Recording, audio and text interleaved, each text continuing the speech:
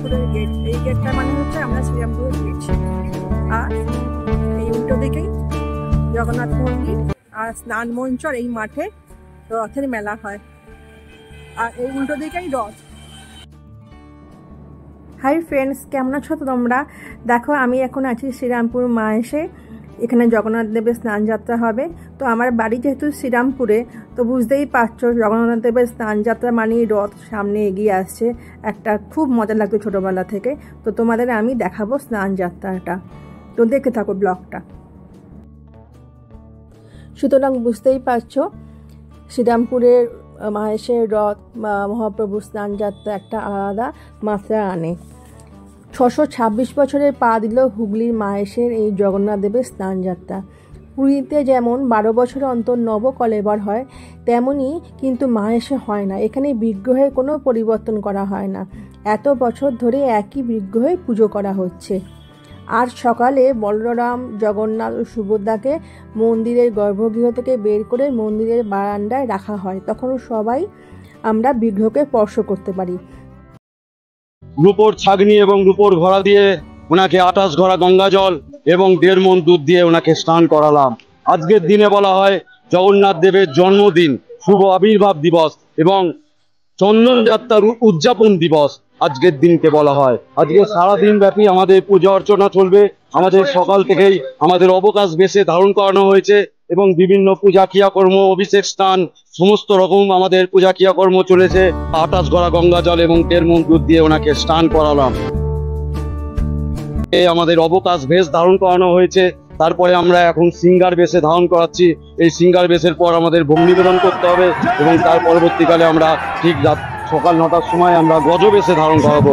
আজকের দিনে গজ বেশে মহাপ্রভুকে দর্শন করলে মুক্তি লাভ হয় এবং সকল পাপ থেকে আপনারা মুক্তি পাবেন। তাই জন্য আজকের দিনে গজ বেশে মহাপ্রভুকে দর্শন করবেন। এই মোক্ষ যোগটা আজ থেকে 47 বছর পূর্বে 1977 সালে ঠিক সকাল 6:30টার মধ্যেই আমাদের মহাপ্রভু স্নান হয়েছিল এবং সেই দিনেই যে মোক্ষ যোগ করেছিল, তার জন্যই আজকের দিনেও আমরা মোক্ষ যোগ হিসেবে ধরে থাকছি। কারণ আজকের দিনও আবার অম্বুবাচী পড়ে যাচ্ছে। সকাল 8:45-এ আমাদের অম্বুবাচী পড়ছে। কিন্তু এটা আপনারা জেনে রাখবেন, আমাদের নীলাচল এবং মাহেশ কোনো অম্বুবাচী আমাদের হয় না। কারণ আমাদের পুণ্য অমাবস্যা, এখানে অম্বুবাচীর দিনও আমাদের বিভিন্ন বিধবারা আমাদের মন্দিরে বসে মহাপ্রসাদ সেবন করে। তাই জন্য আমাদের অম্বুবাচী হয় না। তাই জন্য আমাদের অম্বুবাচীর মধ্যেও আমাদের পূজা ক্রিয়াকর্ম বৈদিক মতে সর্ব ক্রিয়াকর্ম আমাদের চলবে।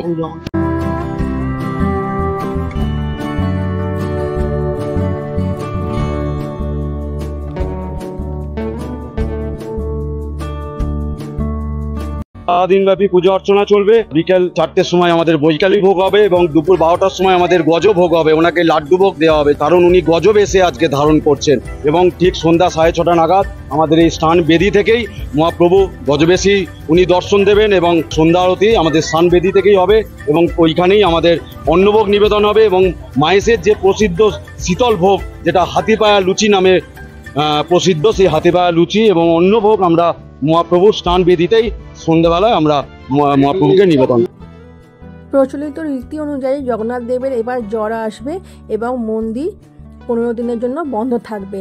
আর তার সেই সময়তে জগন্নাথ দেবকে সুস্থ করার জন্য ঘাটাল, মেদিনীপুর, আরামবাগ থেকে বৈদ্যরা এখানে আসবেন এবং কবিরাজি পাচন সেবন করাবেন। এর সাথেই শুরু হয়ে যাবে প্রভুর অঙ্গরাগ। অঙ্গরাগের সময় প্রভুকে নতুন রঙে রং করা হয়। জল এবং দুধ দিয়ে ওনাকে স্নান করানো হয়। এই গঙ্গা জলের ব্যাপারে একটু বলি। ভাদ্র মাসের যে সারাসারি বান হয়, রিজরার যে কুমোর পরিবার, তারা সেই জল তুলে রাখে গঙ্গা থেকে সেই জল তুলে রাখে এবং সেই জল মাটির কলসিতে রেখে দেয়, কর্পূর দিয়ে, সুগন্ধি কর্পূর দিয়ে কলাপাতা মুড়ে রেখে দেয় সেই জল। এবং সেই জল আজকে সেই জলেরই মহাপ্রভুকে স্নান করানো হয়। এইভাবেই আমাদের এই স্নান যাত্রা উৎসব পালিত হয় এবং পুরনো প্রথা হিসেবে আমাদের শেওড়াফুলি রাজপরিবার থেকে রাজদণ্ড আসে। সেই রাজদণ্ড দিয়ে জগন্নাথ দেবের কে সম্মান জানানো হয়।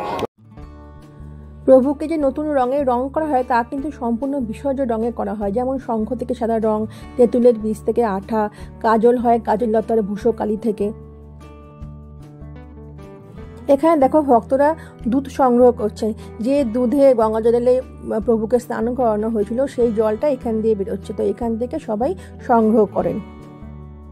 প্রচলিত রীতি অনুযায়ী জগন্নাথ দেবের জ্বর হওয়ার জন্য যে 15 দিন মন্দির বন্ধ থাকবে, তারপর যখন মন্দির খোলা হবে তখন হবে নবকলেবর উৎসব।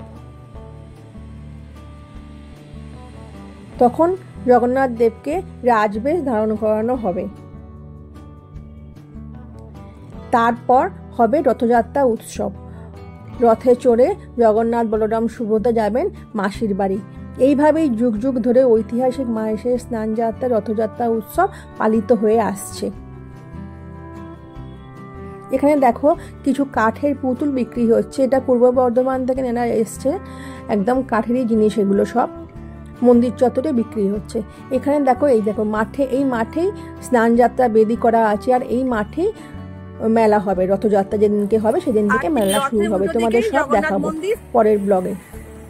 এটা হচ্ছে জগন্নাথ দেবের মন্দির, এটা হচ্ছে আমাদের শ্রীরামপুরের গেট, শ্রীরামপুরের ঢোকার মুখে গেট।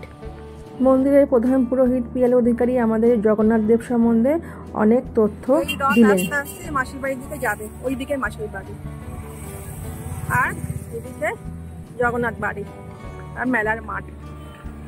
আমার ব্লগটা আমি এখানেই শেষ করছি। আমার ব্লগটা ভালো লাগলে please please please subscribe my channel and like, share and comment. তোমরা সবাই ভালো থাকবে। Bye bye.